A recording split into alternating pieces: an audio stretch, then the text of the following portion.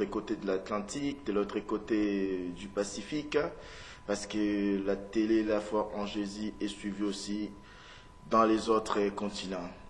Mais bien aimés, je suis content encore de vous retrouver ce matin, là où vous êtes. Nous allons présenter ce moment à notre Seigneur Jésus-Christ avant de commencer. Merci Jésus pour ces moments que tu nous permets de passer dans ta présence. Père éternel, nous voulons te dédier ces moments. Ces moments que vraiment, Père éternel, nous voulons que ce soit un parfum de bonne odeur. Nous voulons que ce soit un moment agréable dans ta présence. Pour cela, nous avons besoin de ton Esprit Saint, car de nous-mêmes, nous ne pouvons pas te servir. Que ton Esprit Saint puisse nous donner la capacité de te servir, la capacité de faire ta volonté à travers ce culte. Bénis mes bien-aimés qui sont devant leurs écrans d'Internet. Bénis mes bien-aimés qui sont devant leurs écrans de télévision, ceux qui ont les bouquets. Père éternel, que nous puissions passer des bons moments, des moments qui nous édifient à travers ta parole. À ton nom, Jésus, j'ai prié. Amen. Mes bien-aimés, on va commencer par un petit moment d'adoration.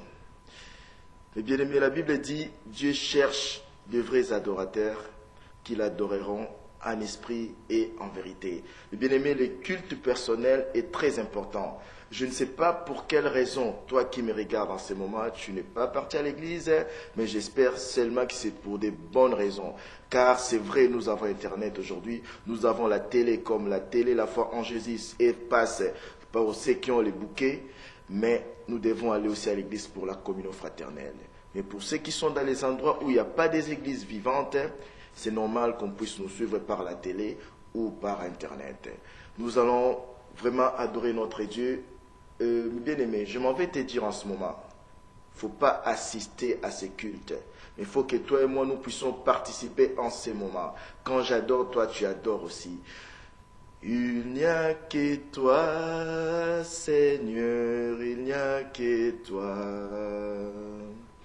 Il n'y a que toi, Seigneur, il n'y a que toi. Dans mon pays, Seigneur, dans ma famille, il n'y a que toi, Seigneur, il n'y a que toi, il n'y a que toi. Il n'y a que toi, Seigneur, il n'y a que toi. Il n'y a que toi, Jésus, il n'y a que toi. C'est vrai, Seigneur Jésus, il n'y a que toi. Nous ne disons pas qu'il n'y a que toi parce que tu sois là à regarder, à être passif devant nos problèmes. Non, tu es le Dieu qui agit jusqu'à aujourd'hui. Tu es le même hier, aujourd'hui et éternellement. Je te bénis, Père éternel, pour la grâce que tu nous accordes d'être vivant aujourd'hui. Merci, Père éternel, car si il y a quelqu'un qui attend ma voix, qui entend ma voix là, devant sa télé, devant son écran de l'ordinateur, c'est par ta grâce. Car c'est toi qui nous accordes la grâce d'être vivant. Merci Jésus-Christ pour la vue. Merci Jésus-Christ pour les goûts. Merci Jésus-Christ pour l'odorat. Merci Jésus-Christ pour les oui. Merci Jésus-Christ pour les toucher. Père éternel, merci parce que nos 5 sens marchent bien. Père éternel, tu nous accordes la grâce de voir, d'écouter, de sentir, Père éternel. C'est une grâce qui vient de toi, parce qu'il y en a beaucoup en ces moments même là, qui ont perdu tous leurs sens. Il y en a beaucoup qui sont devenus comme des légumes qui sont dans un état végétatif, Père éternel, mais nous n'avons rien payé pour mériter ce que nous avons. Nous reconnaissons que c'est une grâce. Père éternel, là nous cheminons vers la fin de cette année 2013. Nous ne pouvons dire que c'est ta grâce. Père éternel, c'est vrai. Nous pouvons le dire aussi par nos paroles. Mais Père éternel, nous voulons que par ton Esprit Saint, tu nous accordes la grâce d'avoir la capacité vraiment d'être reconnaissant pour tous les bienfaits que toi tu fais pour nous, Père éternel. Merci Jésus-Christ pour ta bonté. Car quand je pense à mon passé, Père éternel, je vois ta bonté. Quand je contemple mon actualité, Père éternel, je vois ta bonté. Quand j'envisage encore mon avenir, Père éternel, je je vois ta bonté. Je ne suis que le fruit de ta bonté, Père éternel. Oh Jésus, je vais te bénir pour mon frère, ma sœur, qui est devant son écran, ceux qui ont le bouquet. Je vais te bénir pour mon frère, ma sœur, qui est devant son ordinateur sur Internet, Père éternel. Car toi, tu lui as donné la capacité de suivre ces moments, Père éternel. Merci. Merci pour ton Esprit Saint. Ô Saint-Esprit, nous avons besoin en ces moments que tu puisses nous unir, car notre Dieu est omniprésent. Le Dieu qui est ici à la télé, la foi en Jésus, c'est le Dieu qui se retrouve à la maison avec ceux qui suivent ces cultes. Jésus, je vais te bénir encore pour nos vies, Père éternel, car nous pouvons faire tous les calculs pour nos vies. Nous pouvons tout planifier, mais c'est toi qui as les derniers mots. Jésus, tu as eu les derniers mots pour qu'aujourd'hui nous soyons là dans ce culte unis dans la prière avec mes bien-aimés qui sont devant leurs écrans. Père éternel, je vais te bénir pour mes enfants, Père éternel. Je vais te bénir pour ma femme. C'est une grâce que tu m'as accordé de les avoir. Car ta parole nous dit que quand tu fais quelque chose, tu as vu que cela était bon. Tu as placé les étoiles dans le ciel. Tu as vu que cela était bon. Merci parce que tu m'as donné ma femme, tu m'as donné mes enfants, car tu as vu que cela était bon. Je te bénis car dans ta bonté, dans ta volonté, tu as voulu que je puisse appartenir à ma famille. C'est parce que tu as vu que cela était bon.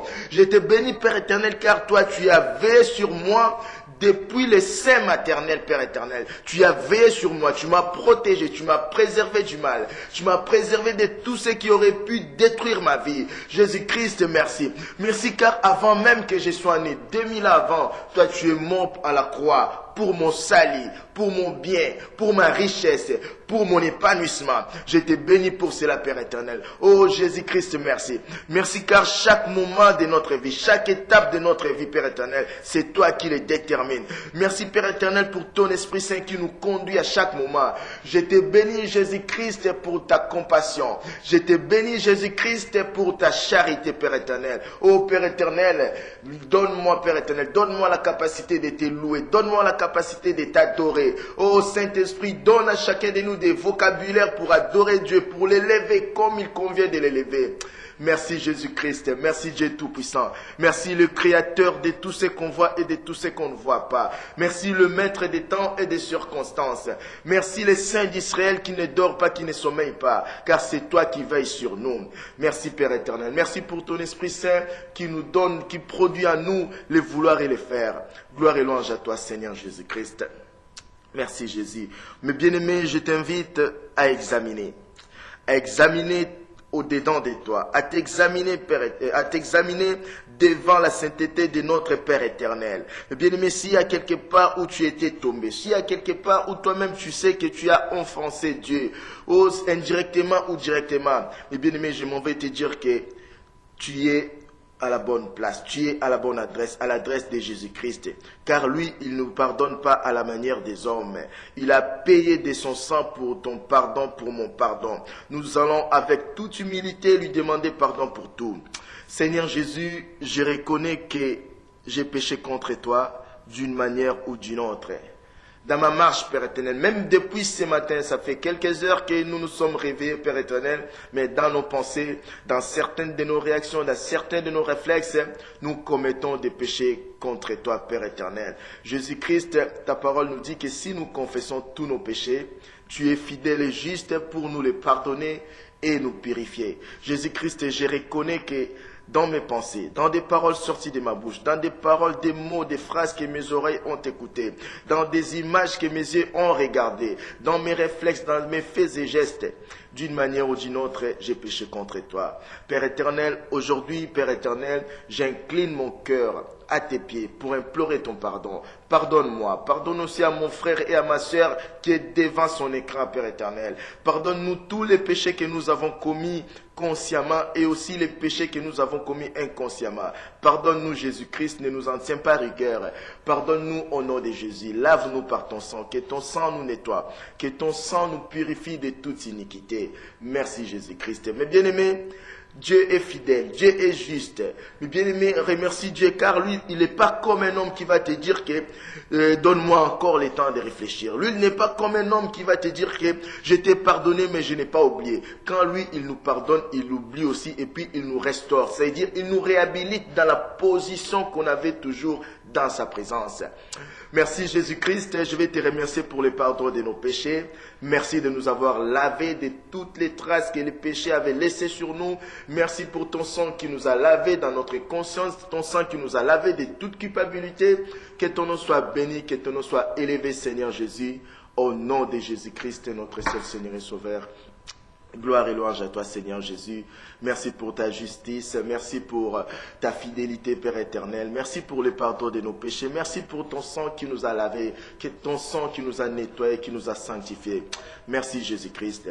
Mais bien aimés, dans les livres, dans l'évangile des Jean, Jésus disait à ses apôtres, il vous est avantagé que j'aille, car si je ne pars pas, le consolateur ne viendra pas. Aujourd'hui, nous devons être contents d'appartenir à cette génération qui est les temples du Saint-Esprit, mes bien-aimés. La Bible nous dit que nous qui sommes aujourd'hui les temples du Saint-Esprit, on est plus grand même que Jean-Baptiste, alors que parmi tous les prophètes nés des femmes, il n'y en a pas un plus grand que Jean-Baptiste. Mais bien-aimés, nous allons vraiment demander à Dieu de nous remplir de son Esprit Saint. Que Dieu puisse nous rafraîchir par sa présence. Car c'est l'Esprit Saint qui produit en nous les vouloir et les faire. C'est pas n'importe quel vouloir, pas n'importe quelle volonté de faire quelque chose, mais le vouloir et le faire le bien. La volonté de faire le bien, l'envie, le désir de faire le bien. C'est le Saint-Esprit qui nous donne aussi la capacité d'honorer Dieu par notre adoration, par notre louange, par notre façon de marcher dans ce monde. Seigneur Jésus, nous avons besoin de ton Esprit Saint. Seigneur Jésus, remplis-nous de ton Esprit Saint. Seigneur Jésus, révèle-nous de ton Esprit Saint. Nous désirons la plénitude de ton Esprit Saint. Nous désirons le revêtement de ton Esprit Saint pour que nous puissions manifester le règne du royaume des cieux partout où nous sommes, pour que nous puissions briller comme des lumières, pour que nous soyons les sels de la terre, Seigneur Jésus-Christ. Nous avons besoin de ton Esprit Saint, car par notre propre force, nous n'allons pas y arriver. Par notre propre force, nous n'allons pas y arriver. Remplis-nous de ton Esprit Saint, Seigneur Jésus-Christ. Révèle-nous de ton Esprit Saint, Seigneur Jésus-Christ. Ouvre-nous de l'onction que nous avons besoin pour manifester ta gloire d'une manière ou d'une autre partout où nous nous trouvons, ou partout où nous allons nous trouver durant la journée d'aujourd'hui, durant même toute cette semaine. Saint-Esprit, viens nous agir en nous. Saint-Esprit, à ce moment même, commence à consoler, Saint-Esprit, des cœurs affligés, des cœurs troublés. Commence à consoler, Saint-Esprit. Commence à nous restaurer, Saint-Esprit. Relève ceux qui sont fatigués, Saint-Esprit. Oh Saint-Esprit, parle à chacun de nous dans son cœur. Saint-Esprit, donne-nous la capacité d'honorer Dieu dans nos faits et gestes. Saint-Esprit, donne-nous la capacité d'honorer Dieu dans tout ce que nous faisons. Oh Saint-Esprit, donne-nous la capacité de servir Dieu selon sa volonté. Oh Saint-Esprit, donne-nous la capacité d'adorer Dieu. Viens prier en nous, Saint-Esprit. Viens prier pour nous, Saint-Esprit. Viens prier par nous, Saint-Esprit. Conduis-nous dans toute la vérité. Convainc-nous de tout péché qu'on commet, Saint-Esprit, sans même nous rendre compte. Convainc-nous de tout péché, Saint-Esprit. Merci, Saint-Esprit. Merci, Seigneur Jésus-Christ. Merci pour ton Esprit Saint. Merci pour ton amour. Merci pour ta bonté. Merci pour ta compassion. Et bien aimé, je vais vous inviter que vous et moi, nous puissions recommander ces moments même. Ces moments que nous avons écouté la parole de Dieu. Pour qu'après cette parole, nous puissions prier. Car la Bible nous dit que Dieu est derrière sa parole pour l'accomplir. La Bible nous dit de prier selon la parole de Dieu. De ne pas prier selon nous, mais selon la parole de Dieu. C'est pour ça que nous allons partager la parole avant de pouvoir prier encore. Recommander ces moments entre les mains de Dieu, mes bien-aimés. Oh Seigneur Jésus-Christ, je vais te recommander ces moments. Ces moments de ta parole. Au commencement, c'était la parole.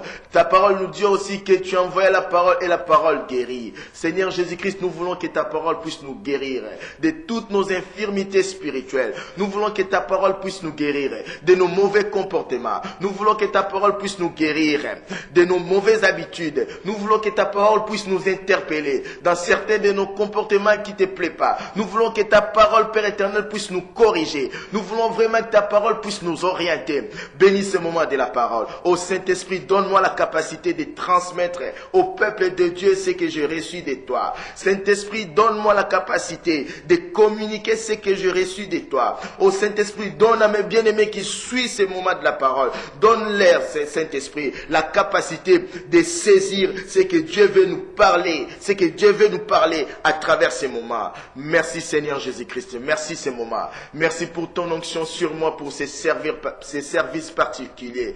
Merci Père éternel, Dieu des armées, Papa. Amen. Mes bien-aimés, que Dieu vous bénisse pour ces moments que vous et moi, nous venons de passer et nous continuons de passer dans la présence de Dieu. Que Dieu te bénisse pour la prière que tu as élevée auprès de lui pour moi, car je ne suis qu'un simple instrument. C'est lui qui m'utilise. C'est lui qui nous a laissé sa parole. On n'invente rien du tout. On n'est que des serviteurs inutiles et c'est Dieu qui nous rend utiles en nous utilisant pour sa gloire, pour son honneur. Mais bien aimés, notre thème de ce matin, c'est la foi triomphante. On parle beaucoup de la foi. Chacun de nous peut parler de la foi. La foi, c'est quoi? La foi, c'est un principe capital de notre relation avec Dieu. La foi n'est pas un credo, ce n'est pas l'ensemble d'une manière de vivre, non. La foi, c'est le principe de base de notre relation avec Dieu. Mais bien aimé, pourquoi nous avons donné ce thème-là de la foi triomphante? Tout le monde peut avoir une foi. Mais mes bien aimés, la foi triomphante veut dire une foi qui triomphe même dans les épreuves. Une foi qui triomphe, c'est une foi qui est victorieuse au-delà de ce que l'homme peut penser. C'est une foi même quand tout le monde voit que tout est fini, cette foi-là parvient à obtenir la victoire. Mais bien aimé, nous allons lire dans les livres des Romains 1, versets 1 à 6, pour voir que vraiment la foi est capitale pour nous les hommes de Dieu. Je lis la parole de Dieu. Paul, serviteur de Jésus-Christ, appelé à être apôtre, mis à part pour annoncer l'évangile de Dieu qui avait été promis auparavant de la part de Dieu par ses prophètes dans les Saintes Écritures et qui concerne son fils né de la postérité de David selon la chair et déclaré fils de Dieu avec puissance selon l'esprit de sainteté par sa résurrection d'entre les morts. Jésus-Christ notre Seigneur, par qui nous avons reçu la grâce et l'apostolat pour amener à son nom, à l'obéissance de la foi, tous les païens parmi lesquels vous êtes aussi, vous qui avez été appelés par Jésus-Christ.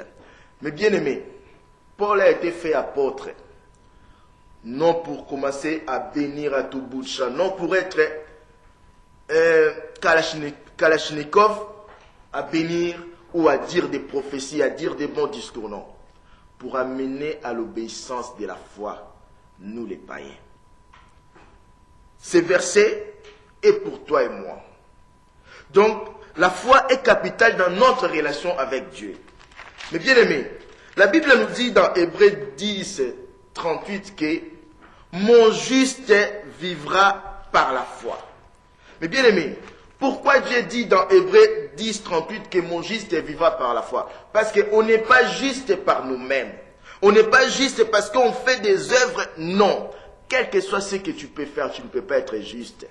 C'est par Jésus-Christ que nous sommes justifiés. C'est Jésus-Christ qui nous rend justes par sa grâce, par l'œuvre qu'il a accomplie sur la croix. Dieu dit mon juste parce que quand nous l'appelons Seigneur, ça veut dire nous l'appartenons, c'est notre Seigneur. Nous sommes débitaires de Jésus-Christ qui nous a rachetés par son sang. C'est pour ça qu'il dit mon juste. Et le juste qui appartient à Jésus-Christ ne vit pas par la vue, mais par la foi.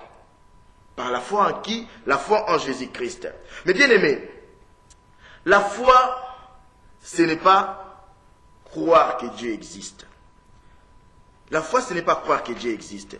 Bien sûr que croire que Dieu existe, c'est un préalable pour arriver à la foi. Mais bien aimé, si nous lisons Hébreux 11, 6, la Bible nous dit, « Or, sans la foi, il est impossible de lui être agréable, car il faut que celui qui s'approche de Dieu croit que Dieu existe et qu'il est le rémunérateur de ceux qui le cherchent. » Il se laisse trouver par ceux qui les cherchent.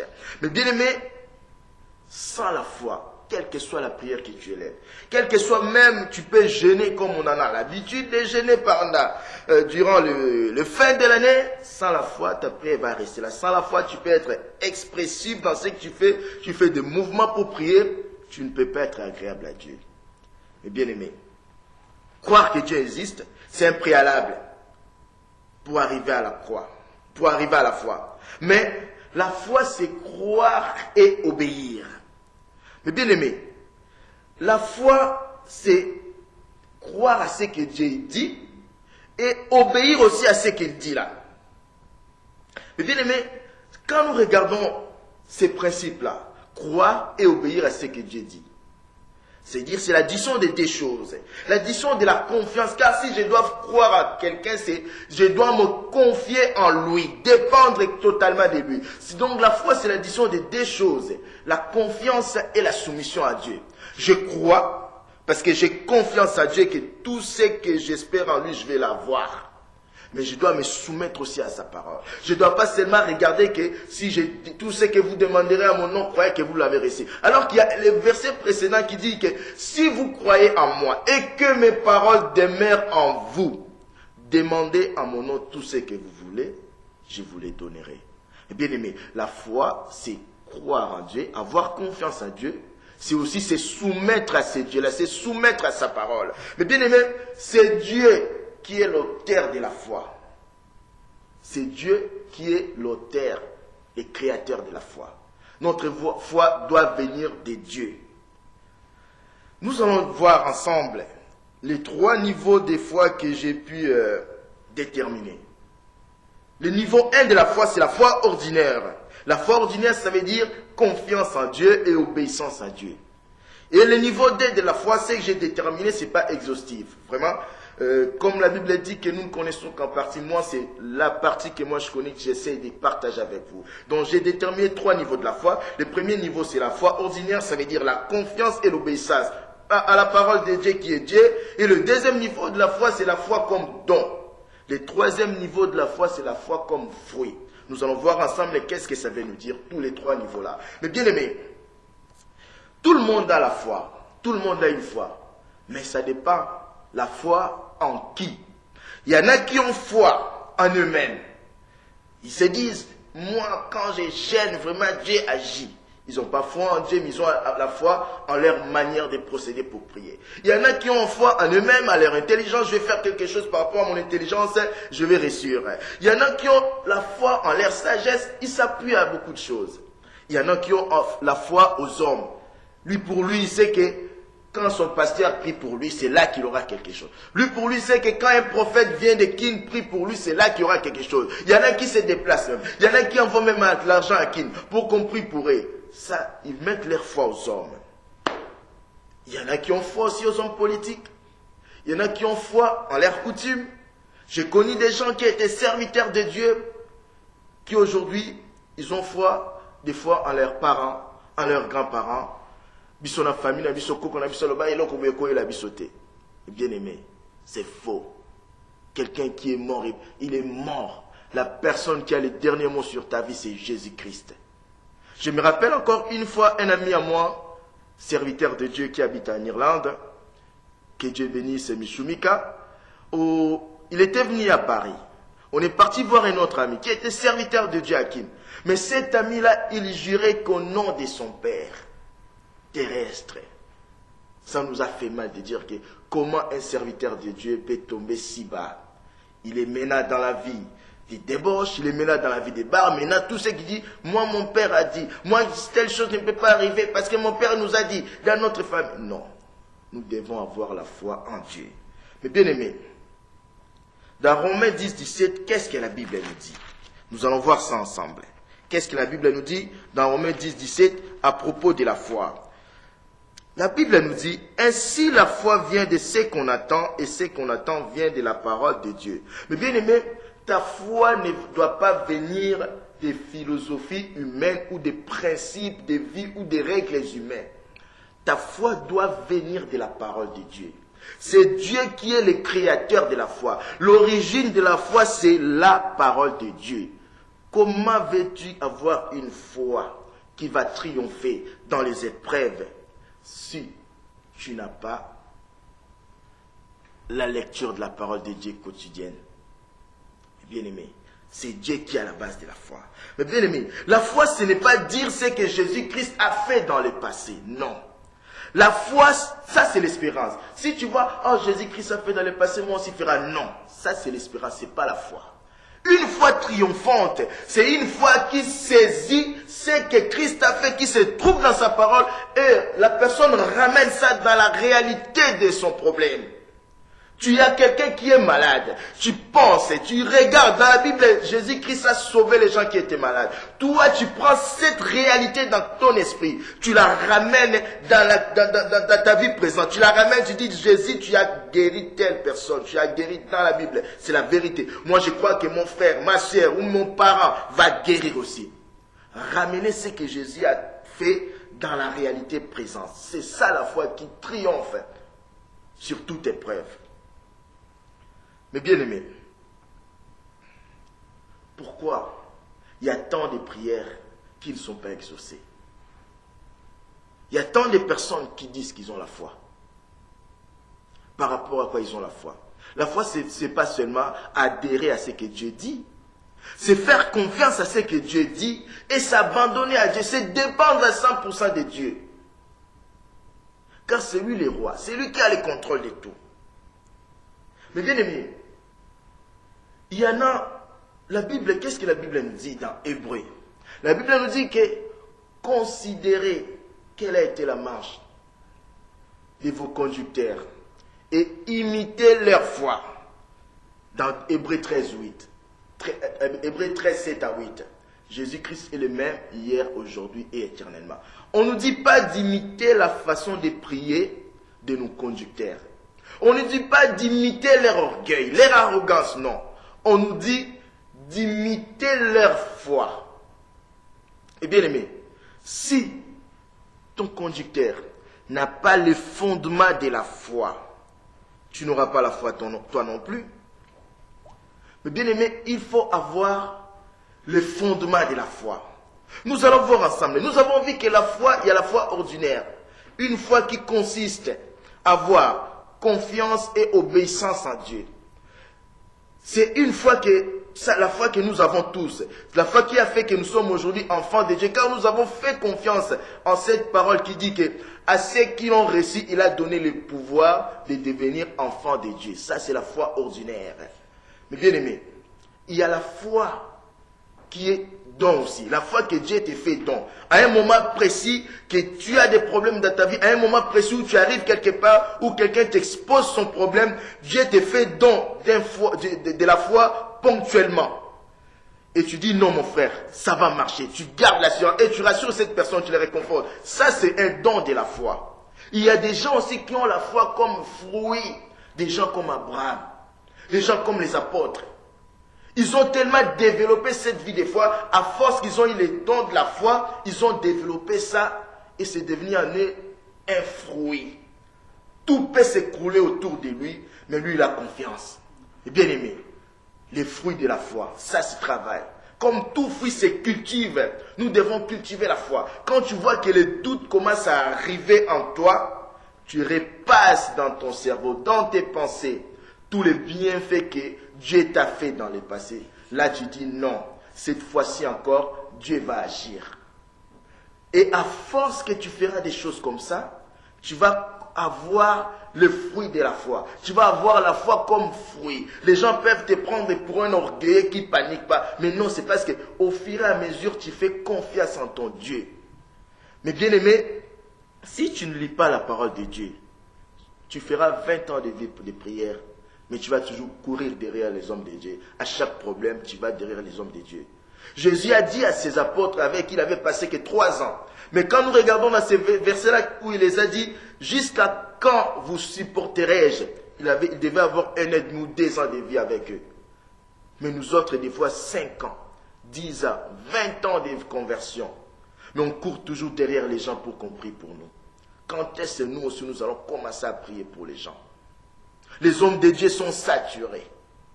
Toi, la même personne. Jusqu'à aujourd'hui, tu es encore au niveau compris pour toi.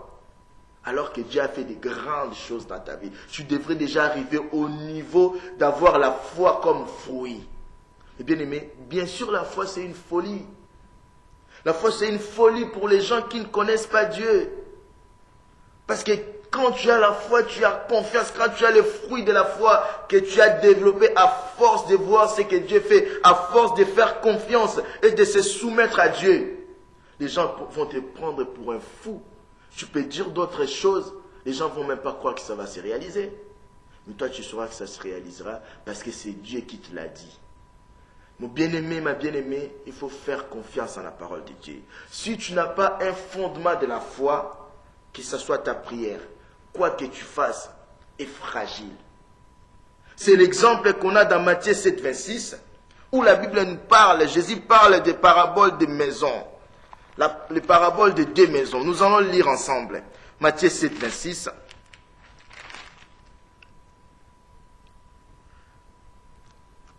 C'est pourquoi quiconque entend ces paroles que je dis et les met en pratique sera semblable à un homme prudent qui a bâti sa maison sur les rocs. La pluie est tombée, les torrents sont venus, les vents ont soufflé et se sont jetés contre cette maison. Elle n'est point tombée parce qu'elle était fondée sur les rocs. Mais quiconque entend ces paroles que j'ai dit et ne les met pas en pratique sera semblable à un homme insensé qui a bâti sa maison sur les sables. La pluie est tombée, les torrents sont venus, les vents ont soufflé et ont battu cette maison. Elle est tombée et sa ruine a été grande. Mais bien aimé, sur quoi bâtisse ta vie? Sur quoi est bâtie ta foi? Bien aimé, c'est la parabole de 2 maisons.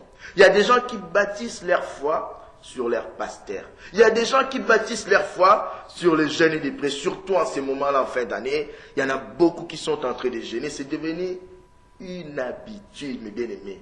On ne fait pas les choses spirituelles par habitude. Nous avons ramené la culture dans les spirituels. Les gens même qui prient pas à la fin de l'année veulent prier, ils veulent jeûner, et ils veulent passer les 31 à l'église. Après tout le reste de l'année, c'est des gens qui ne manifestent même pas le règne de Dieu à travers leur comportement. Et bien aimé, je vais te dire, toi qui me regardes, qui à chaque fin d'année tu as peur.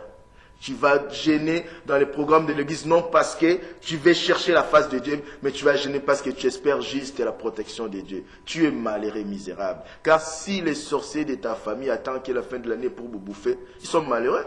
Parce qu'ils savent que tout le monde à la fin de l'année prie. Et bien aimé, nous devons être avec Dieu pendant 365 jours de l'année. Si tu n'as pas une vie de jeûne et de prière, ce n'est pas en jeûnant à la fin de l'année que ça va changer quelque chose. Là, on transforme Dieu pour un gris-gris. On prend Dieu pour un fétiche auquel on prend pour... Non. Dieu, le christianisme n'est pas une religion. Le christianisme, c'est une relation perpétuelle entre les disciples et son maître qui est Jésus-Christ.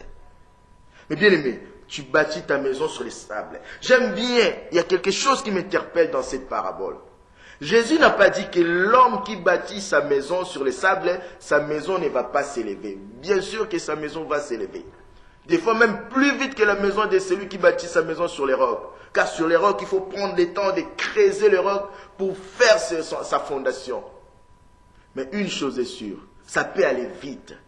Mais les jours qu'il y aura les torrents, les jours qu'il y aura les vents, cette maison va s'écrouler. Parce qu'il n'y a pas un vrai fondement de la foi. Tu verras des gens qui abandonnent la prière. J'ai rencontré un frère qui m'a dit, moi, depuis que j'ai vu ma soeur mourir dans un accident de voiture, je ne prie plus.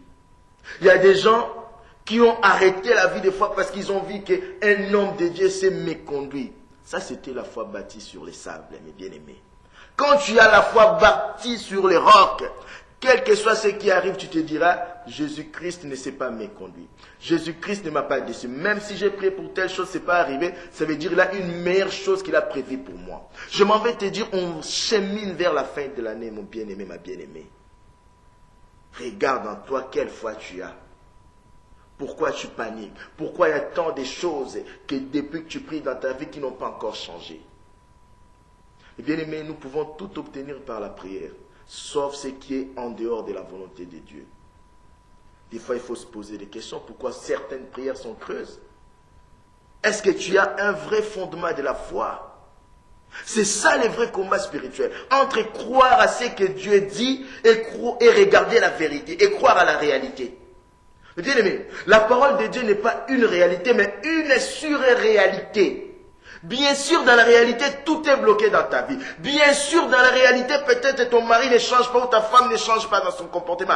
Bien sûr, dans la réalité, les choses sont confuses dans ta famille. Bien sûr, dans la réalité, tu as perdu ton travail. Bien sûr, dans la réalité, tu ne vois pas l'accomplissement de ce que Dieu t'a promis. Bien sûr, dans la réalité, ta vie, tout est noir, tu es tourmenté. Tu es malade. Cette maladie, au fur et à mesure que tu pries, devient encore très, très, très forte. Ça, c'est la réalité. Mais la parole de Dieu, qui est plus que la réalité, qui est une surréalité, comme moi je l'appelle, dit qu'il nous a guéris par ses meurtrissures. La parole de Dieu nous dit qu'il s'est appauvri pour nous enrichir. La parole de Dieu nous dit que vous connaîtrez la vérité et la vérité vous affranchira. Et bien aimé, c'est en rentrant dans cette connaissance de la parole de Dieu que tu seras affranchi de tes doutes. Que tu seras affranchi de la peur que tu as du monde des ténèbres. Mais bien aimé, si tu écoutes plus les gens du monde, tu regarderas beaucoup ta réalité. Les enfants de Dieu ne marchent pas par la vue. En réalité, Lazare était mort. Mais en vérité, Jésus allait les ressusciter.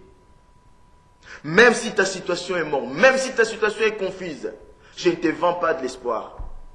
Je te parle de ce que la parole dit. Quand l'ennemi, si tu es vraiment ancré, enraciné dans la parole de Dieu, ta foi grandit. Mais bien-aimé, mon bien-aimé, quand le diable viendra te mettre des doutes dans la tête pour te dire que ta situation ne changera pas, quand le diable bougera ton corps pour qu'il puisse aggraver encore ta maladie, pour qu'il puisse encore noircir ta situation, il te dira, tu ne vois pas qu'il faut arrêter de payer, ça ne marche pas, cherche d'autres moyens pour y arriver. Toi, tu lui répondras, il est aussi écrit. Mais si tu ne lis pas la parole de Dieu, tu seras dans la confusion. Eh bien, mais Dieu, pour nous parler, il utilise un homme comme moi je l'ai fait là. Mais l'ennemi aussi, pour nous parler, il utilise des hommes. Il y aura que des gens qui vont venir pour te décourager. Il y aura que des gens qui vont venir pour te rendre dans un état défaitiste. Si tu ne lis pas la parole de Dieu, tu es mal barré. C'est normal, c'est pourquoi aujourd'hui on a des enfants de Dieu qui sont déprimés. Des enfants de Dieu qui peuvent te dire à ce moment, je ne vais pas bien. Dans mes pensées, pourquoi? De quoi tu te nourris? Tu te nourris de la parole de Dieu ou de ce que les gens te disent? Si tu te nourris de la parole de Dieu, même si la réalité te montre autre chose, tu sauras qu'en vérité, Jésus-Christ agit toujours et rien n'est possible à lui. Mais bien aimé, la foi en Dieu nous ramène à avoir une relation. Et dans cette relation-là, mes bien-aimés, Dieu a établi un principe. Le principe d'un dialogue. Mais bien aimé, ce dialogue-là, c'est ce que nous appelons la prière. Or, mes bien-aimés, c'est quelque chose que nous parlons beaucoup la prière. C'est quelque chose, nous parlons beaucoup la prière. Mais mes bien-aimés, la prière, c'est un dialogue entre nous et notre Dieu. Mais cette prière-là, pour qu'elle soit une prière efficace, ça doit être une prière faite par la foi. Si ta prière n'est pas faite par la foi, tu n'auras pas une vie de prière productive. Tu n'auras pas une vie de prière productive. Mais bien aimé, la foi, ce n'est pas des slogans. Ce n'est pas des slogans.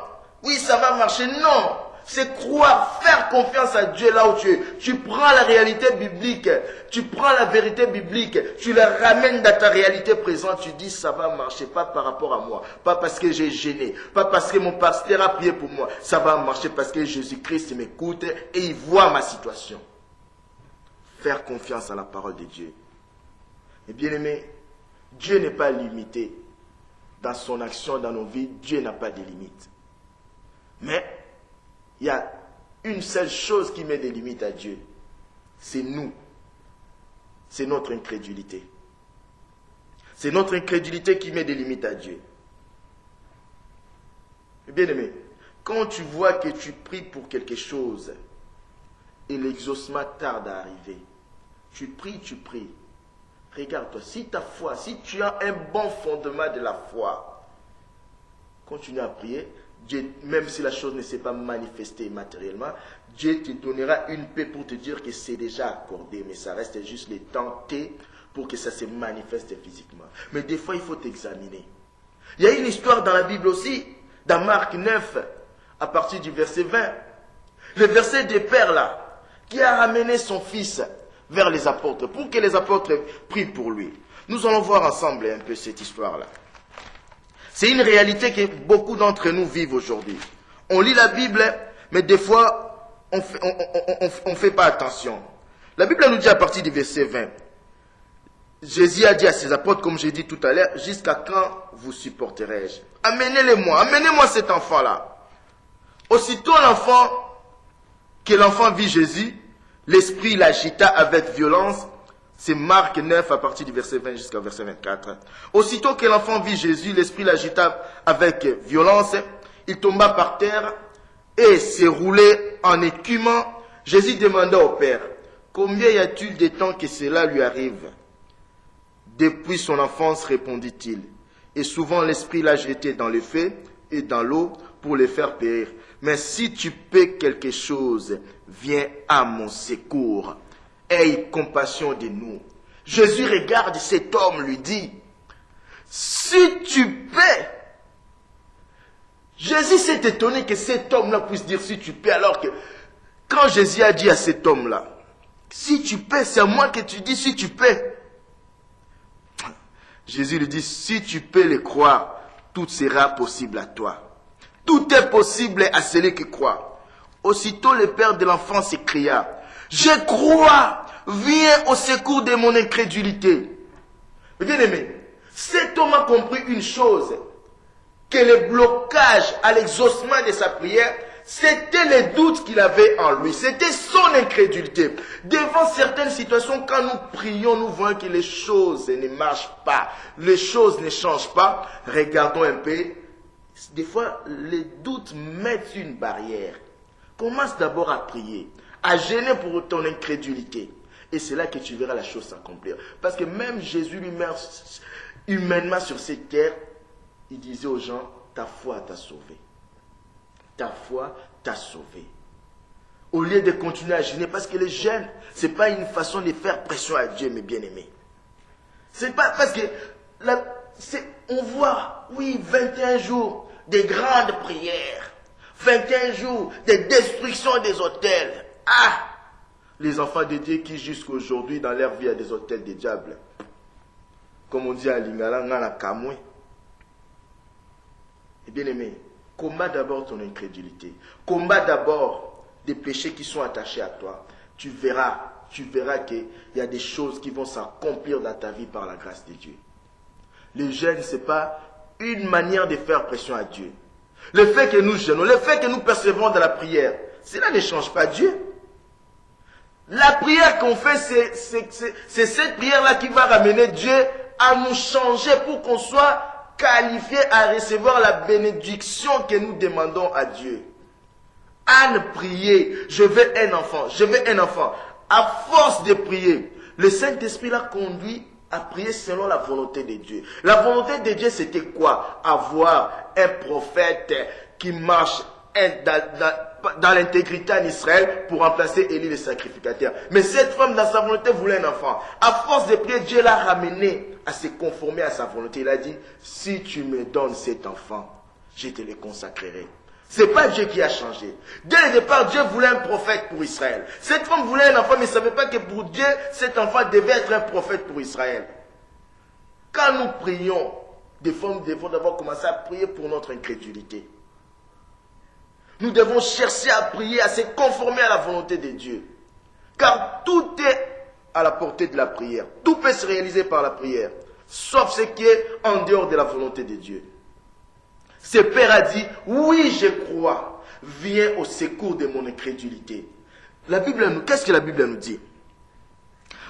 Le père s'écria, je crois. Viens au secours de mon incrédulité. Jésus, voyant accourir la foule, menaça l'esprit impur et lui dit, « Esprit muet et sourd, je te l'ordonne, sors de cet enfant et n'y rentre plus. » Et il sortit en poussant des cris et en l'agita avec une grande violence. L'enfant devint comme mort, de sorte que plusieurs disaient qu'il était mort. Mais Jésus l'ayant pris par les mains, les fit lever et il se tint debout. Quand Jésus fit entrer dans la maison, ses disciples lui demandèrent en particulier, « Pourquoi n'avons-nous pas pu chasser cet esprit ?» Il leur dit, « Cette espèce-là ne peut sortir que par la prière et par les jeûnes. » Et bien aimé, beaucoup de gens ont interprété ces versets comme quoi Jésus a dit qu'il faut jeûner avant de faire une délivrance. Non. Cette espèce de démon ne sort que par la prière et par les jeûnes. Jésus a prié pendant combien de temps là pour que ces démons sortent? Est-ce que Jésus venait de jeûner? Non. Cela veut tout simplement dire qu'un enfant de Dieu, un serviteur de Dieu doit avoir une vie de jeûne et de prière. C'est en ayant une vie de jeûne et de prière qu'au fur et à mesure, on acquiert l'autorité sur les démons. Car les jours où tu rencontreras les démons, ce serait peut-être les jours que tu n'as pas jeûné. Tu dois avoir une vie de jeûne et de prière. C'est là au fur et à mesure que tu acquiers l'autorité. C'est là que Dieu te revêt d'une autorité. Et bien aimé, si ta vie de prière cachée n'est pas supérieure à ta vie de prière publique, tu n'auras pas d'efficacité dans ta prière. Ta foi ne sera pas triomphante. Il y a des gens qui peuvent prier pendant 4 heures à l'église à l'intercession, mais chez eux à la maison, ils n'arrivent même pas à prier pour 1 heure. Mais bien aimé, Dieu ne regarde pas ce que tu fais. Oh non, déjà. Non, Dieu regarde le fond. Quand tu pries, c'est quoi ton attitude? L'attitude est très importante. La façon d'être expressif, ça n'impressionne pas Dieu. Ça impressionne peut-être les bien-aimés à l'église qui disent, mais oh, la sœur là, comment elle prie, frère Léta, c'est un grand intercesseur. Comme des fois on dit déjà, lui c'est un grand intercesseur. Pourquoi? Parce qu'il crie beaucoup. Parce qu'il saute. Parce qu'il crie pendant 3 heures. Non. Non, c'est pas ça être un grand intercesseur. Un grand intercesseur, c'est quelqu'un qu'on voit des fruits. C'est quelqu'un qui a l'attitude, qui a confiance totalement en Dieu. Car notre efficacité dans la prière ne dépend pas des décibels de nos voix dans la prière. C'est pas parce que tu cries que tu vas impressionner les démons. Non, les démons savent crier aussi.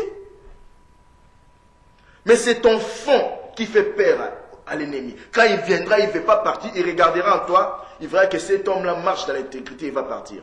Jésus ne priait pas beaucoup publiquement, mais il passait son temps en cachette dans la prière. La Bible nous dit que très tôt matin, il monte à la montagne pour aller prier. Mais nous, aujourd'hui, devant les gens, on prie beaucoup, on crie, mais quand on est nous-mêmes, c'est des petites prières. On n'a même pas une relation, on n'a même pas la joie dans la prière. Ta vie de prière cachée doit être supérieure à ta vie de prière publique pour que tu puisses avoir l'efficacité. Car notre prière est efficace pas dans la quantitative, mais c'est dans la qualitative. C'est là que notre prière est efficace. Mais bien aimé, les obstacles à la prière sont nombreux. Ne pas prier, c'est un obstacle à la prière, parce qu'à force que tu pries, tu ne vois pas les résultats, tu as un découragement qui s'installe à toi. Le non-pardon, c'est aussi un obstacle à la prière. Des conflits dans les couples, c'est aussi un obstacle à la prière. L'égoïsme est aussi un obstacle à la prière. Ta prière du début à la fin, tu penses qu'à toi, tu penses qu'à ta famille. Tu ne pries pas pour ton pays. Tu ne pries pas pour les bien-aimés à l'église. Tu ne pries pas pour les serviteurs de Dieu. Tu n'auras pas beaucoup de réponses à ta prière. Mais bien-aimés, nous devons nous attacher à Dieu. Mais une foi sans amour ne produit rien. Une foi sans amour n'agit pas. N'agit pas, mes bien-aimés. Nous allons le voir dans les livres de Galates 5-6. Qu'est-ce que la Bible nous dit par rapport à la foi? Qu'est-ce que la Bible nous dit? Ce n'est pas l'effet de crier. Ce n'est pas l'effet de gêner. Ce n'est pas l'effet d'être courageux, parce qu'il y en a beaucoup aujourd'hui qui sont audacieux. Mais l'audace, c'est une folie. Au moins que cela soit basé sur la foi.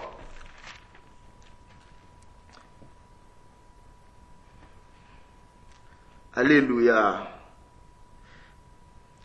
Pour nous, c'est de la foi que nous attendons par l'esprit, l'espérance de la justice. Car en Jésus-Christ, ni la circoncision, ni l'incirconcision n'a pas de valeur, mais la foi qui est agissante par la charité ou l'amour. Mais bien aimé, si j'aime mon frère, le fait de le voir souffrir dans la maladie, dans des épreuves financières ou dans les épreuves dans son couple, je vais prier par amour pour lui et cette foi va agir. Si j'aime la personne que je vois à l'église qui est infirme, c'est ma foi qui va le guérir. Parce que ma foi est dans l'amour. C'est dans l'amour que je vais prier.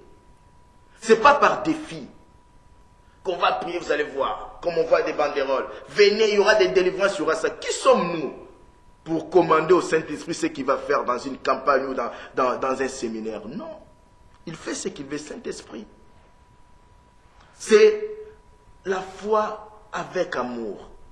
La foi n'agit que par amour, par charité. Nous voyons même dans la Bible nous montre souvent des passages qui disent Jésus émis de compassion guérit les malades. Jésus émis de compassion. C'est par amour que la foi de Jésus agissait. Et bien aimés, nous avons vu ensemble comment par la parole de Dieu nous pouvons avoir une foi qui triomphe. Une foi qui triomphe de la réalité terrestre. Une foi qui triomphe des crises qu'on a aujourd'hui dans le monde. Nous avons vu ensemble. Nous allons prier. Mais avant de prier, j'aimerais bien qu'on lise quelque chose. J'aimerais bien qu'on lise quelque chose qui va nous aider dans la prière, dans nos pensées. On priera avec cette pensée-là dans les livres des Chroniques. Nous allons lire 1 Chronique 4, versets 9 à 10, pour terminer.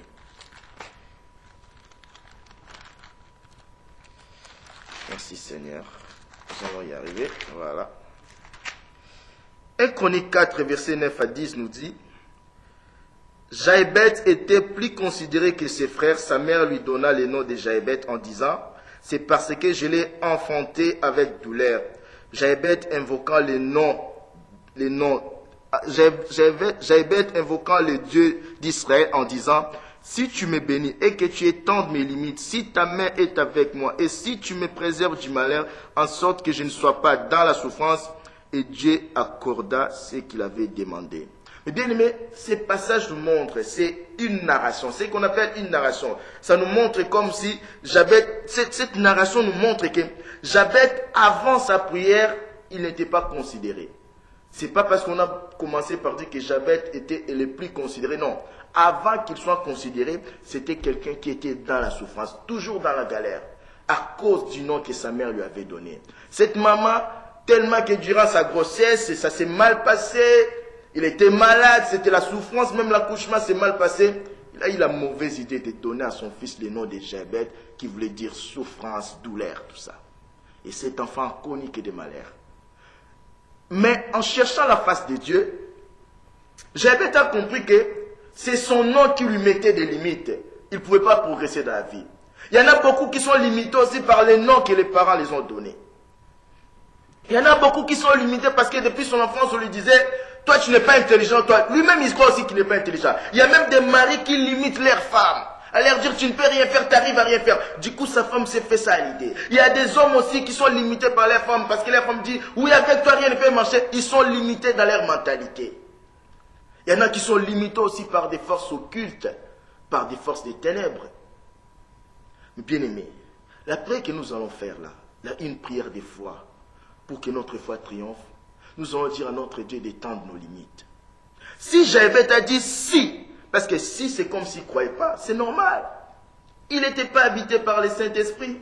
Toi et moi aujourd'hui, nous avons la prophétie par excellence.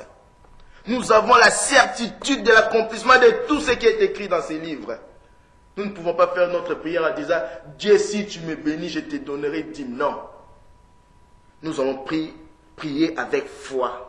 Une foi qui triomphe en disant que Dieu, vraiment, toutes les limites que j'ai eues durant l'année 2013, je veux que tu les étendes, que je sois épanoui, que j'aille au-delà des limites que le monde m'a mis, que j'aille au-delà des limites que les hommes m'ont mis, que j'aille au-delà des limites que je me suis mis moi-même dans ma mentalité.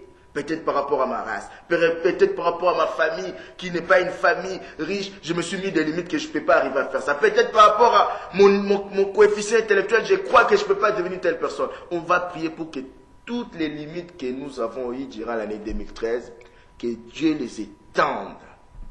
Que l'année 2014 soit une année vraiment où nous allons voir Dieu délimiter nos capacités, nos potentiels. Et bien aimé, ce n'est pas à force des slogans que nous allons arriver aux choses. Tu verras dans beaucoup des églises, dans les annonces, l'année 2014, c'est l'année de prospérité, c'est l'année de percée, machin, machin. Ça, c'est des slogans, c'est du clientélisme. Regardez un peu depuis que vous avez commencé à nommer les années là. Je ne sais pas si c'est Dieu qui vous dit de dire telle année c'est l'année des réussites, telle année c'est l'année d'accomplissement. Mais combien de choses, combien d'accomplissements il y a dans la vie des gens dans ton église?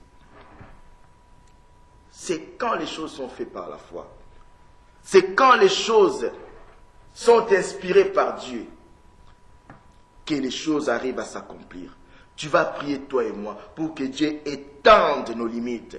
Les limites que nous avons eues durant l'année 2013, qu'on ne les ait pas en l'année 2014. Nous allons prier. Nous allons incliner nos cœurs devant la face de Dieu.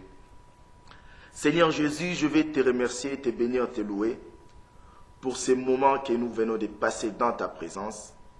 Merci pour ta parole, Père éternel. Je me pose toujours la question, si tu ne nous avais pas laissé ta parole, si tu ne nous avais pas envoyé le Saint-Esprit, comment allons-nous survivre dans ce monde où quand on regarde la télé, il n'y a que des nouvelles pour décourager, où quand on regarde partout autour de nous, il n'y a rien de rassurant. Et heureusement qu'il y a ta parole pour nous rassurer, Seigneur Jésus.